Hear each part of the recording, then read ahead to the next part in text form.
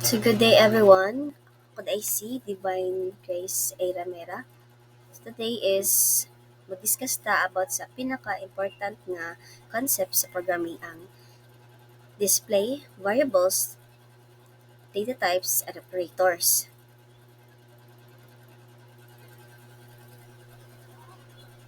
Okay, let's tackle the next page. So what is display? Display is the output. In Python, you can display output using the print function. So ang display is mo na ang resulta sa gi-input sa user. In Java, you use system.out.print to display, while sa Python is largo na ka. Variable, then ang imuhang function, or ang imuhang value. Then mag-print ka, then imo dayon sulod sa close open parenthesis ang variable name. Okay, magkatagtag example.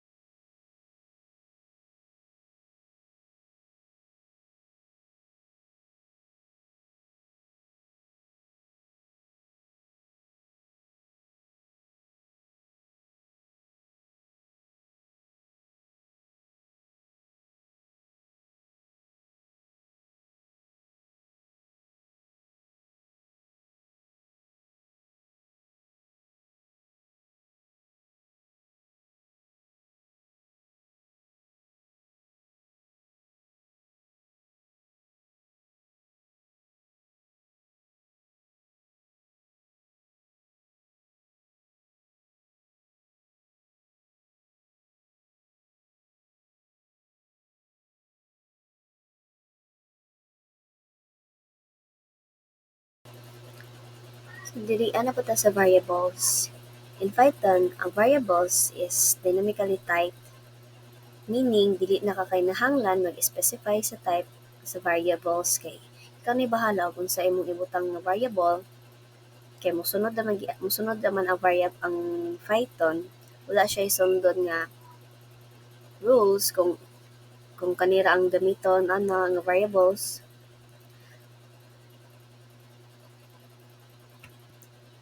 Well, ang Java na siya mga different types of variables. For example, ang string, integer, float, and so and so.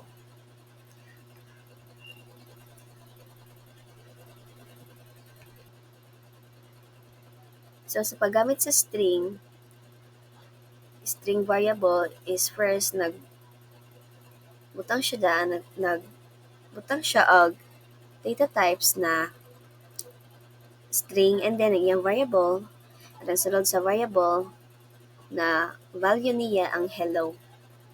Disar siya system.out that print line then gisulod sa parenthesis ang name na variable Yung pag-execute ana is mugawas dayon ang hello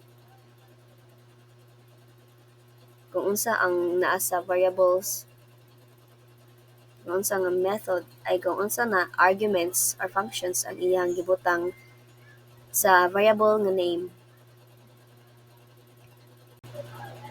So ang variable na float is nag-store siya og floating point numbers with decimals such as 19.99 or negative 19.99.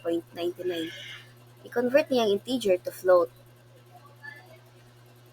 And then sa integer, whole number lang siya. Like 1, 2, 3, and so on. So, basta whole number.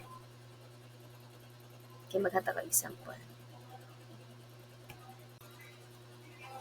What is data types? In programming, data types define the kind of data that can be stored and manipulated within a program.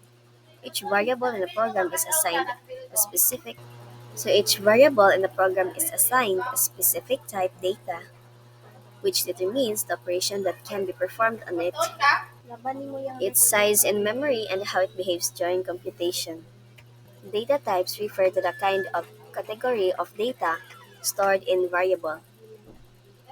Different para sa pagkaon sa nina or mga gamit sa programming is same lang gyapon siya like kung moingon ka og kanang name, name imuhang date, name imuhang data. So ang iyang variable ana is klase-klase like Angel, Juan, Maria, like in ana ang example sa data types and iyahang variable nga under ana. So for example ni kani integer. Ang under sa integer is iyang mynam. Iyahang variable ang mynam. And then ang iyahang value is 5. Sa float naman is my float nam iyang variable then ang iyahang value is 5.99 feet or what. So ang float is na siya two decimal places nga kwaon. Then sa car or sa car at is may letter then iyang value is letter D. Then sa boolean, iyahang variable is variable and then iyahang result sa boolean expression. Then sa string is may text, iyahang variable, then iyahang value is hello.